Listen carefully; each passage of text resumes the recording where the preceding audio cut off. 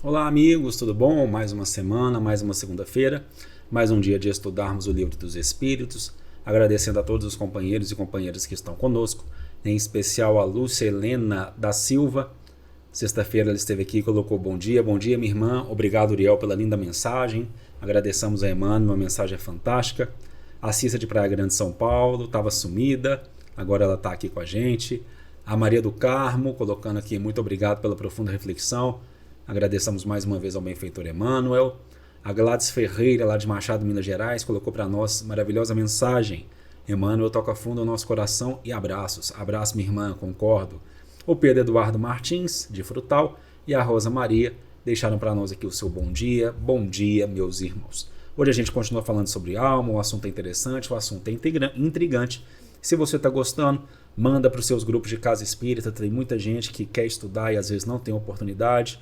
Curte aqui, comenta na mensagem, vamos expandir esse conteúdo e vamos aprender cada vez mais com Kardec e com os benfeitores amigos.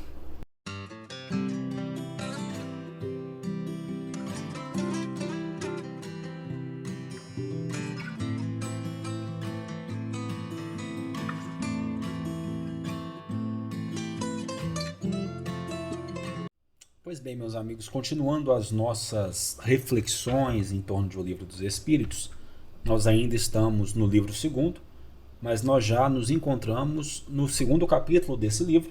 Estamos falando sobre a encarnação dos espíritos, já falamos sobre o objetivo da encarnação e agora nós estamos abordando a questão da alma. Aliás, nós estamos observando o que Kardec, o que os espíritos falam para nós sobre a questão da alma. É um capítulo bastante extenso, aliás, é um item dentro desse capítulo bastante extenso e que nós, com certeza, nós vemos aí resolvido ou resolvidas diversas questões que perpassavam as nossas individualidades, das dúvidas mais intrínsecas do ser com relação à sua verdadeira origem, com relação à sua substância íntima, se podemos assim dizer. Nós fizemos já até o questionamento de número 136 e na pergunta de número 137, Kardec indagará os espíritos. O mesmo espírito pode encarnar em dois corpos diferentes ao mesmo tempo? Pergunta bacana. E a resposta, não. O espírito é indivisível e não pode animar simultaneamente dois seres distintos. Então nós temos aí uma característica, uma questão intrínseca dos espíritos, o ser indivisível. O ser indivisível. E aí ele faz aqui um adendo, que é para se observar o Livro dos Médiuns no capítulo referente à bicorporeidade e à transfiguração. Nós temos um estudo do Livro dos Médiuns aqui e com certeza nós iremos até este capítulo no momento oportuno. Pergunta de número 138. Que pensar da opinião daqueles que consideram a alma como o princípio da vida material? E a resposta é uma questão de palavras que não a temos. Começai por vos entenderdes mutuamente. Muitas respostas dos espíritos serão bem diretas, porque eles vão perceber que as dúvidas elas são construídas pela nossa dificuldade de comunicação, pela nossa dificuldade em expressar as nossas ideias, em colocar em palavras, o nosso vocabulário muito pobre, colocar em palavras os nossos pensamentos. Então eles vão ser curtos, vão ser diretos, e eles vão pedir, outras vezes eles também vão fazer isso também, para que a gente possa se entender, para que a gente possa saber modular melhor os nossos conceitos e as nossas teorias. Né? Ele muito bem colocou aqui, aqueles que consideram a alma como o princípio da vida material, isso é uma questão, uma ponderação, isso é uma celeuma de expressão, de palavras que os espíritos de per si não possuem. Né? Questionamento de número 139. Certos espíritos, e antes deles alguns filósofos, definiram a alma como uma centelha anímica emanada do grande todo. Por que essa contradição? Não há contradição, é a resposta dos espíritos. Depende da significação das palavras, mais uma vez, aquilo que precitei. Por que não tendes uma palavra para cada coisa? Questão de simplificar a forma de se expressar. E aí Allan Kardec ele vai fazer o seguinte comentário, ele vai complementar o que foi dito até aqui, acredito nas perguntas 138, em especial 139. Essas palavras são do codificador.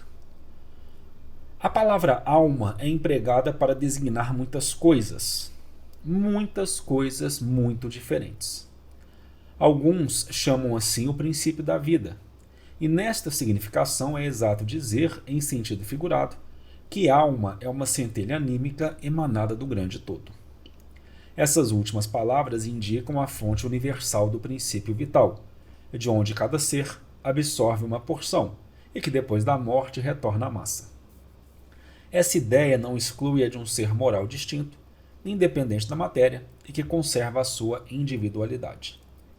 É a esse ser que nós igualmente chamamos alma, e é nessa significação que podemos dizer que a alma é um espírito encarnado. Dando à palavra alma definições diferentes, os espíritos falam segundo a aplicação que fazem dela e segundo as ideias terrestres de que estão ainda mais ou menos imbuídos. Isso decorre da insuficiência da linguagem humana, que não tem uma palavra para cada ideia, tornando-se a fonte de uma multidão de enganos e discussões. Eis porque os espíritos superiores nos dizem para nos entendermos primeiro acerca das palavras. Então, ele ponderou aqui sobre algo que nós já havíamos asseverado, quando explicávamos o questionamento número 138. Tem muitas definições, nós damos muitas definições porque o nosso vocabulário é um vocabulário pobre, porque o nosso vocabulário ele não consegue abarcar todo o conteúdo, toda a substância de determinado assunto. Então, por isso que os espíritos, muitas vezes, eles vão nos falar, vocês primeiro têm que aprender a se entender, vocês primeiro têm que aprender a se expressar.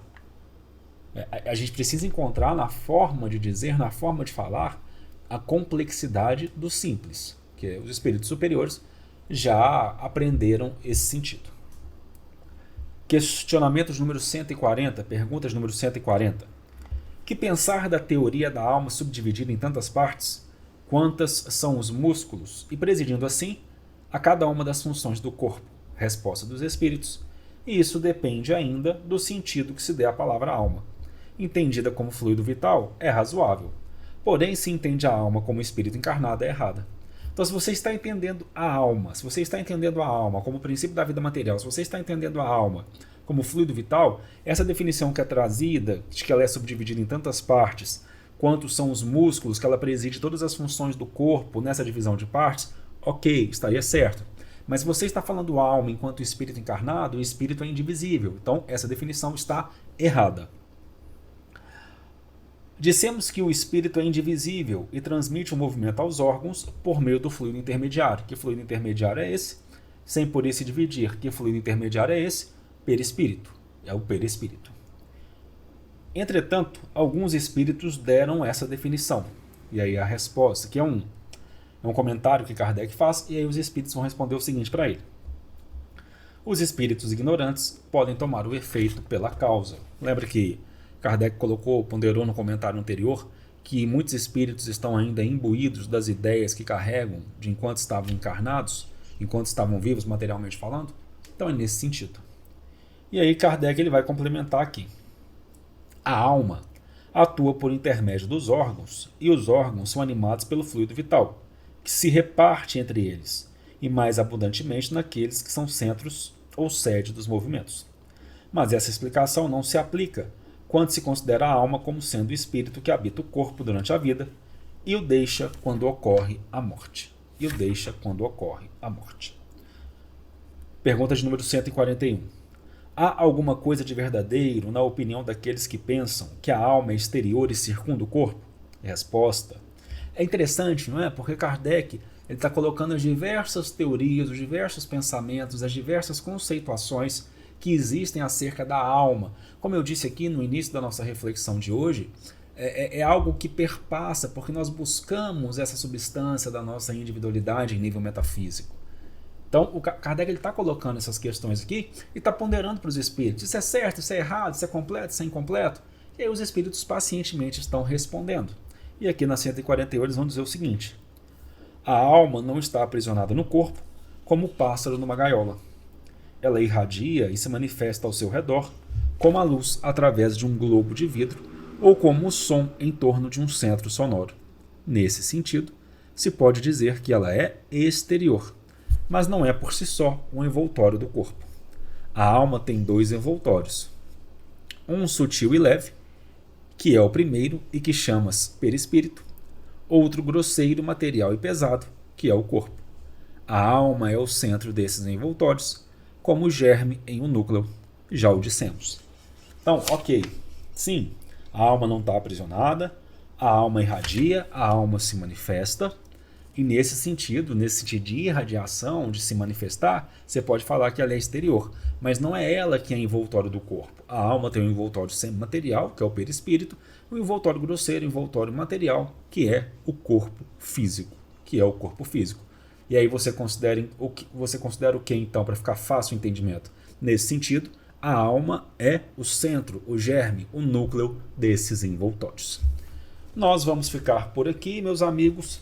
A próxima semana nós começamos pelo questionamento de número 142. E se esse estudo está sendo bacana para você, compartilhe com seus amigos de casa espírita. Eu tenho certeza que muitos companheiros querem estudar o livro dos espíritos e às vezes não têm oportunidade. Até o nosso próximo encontro.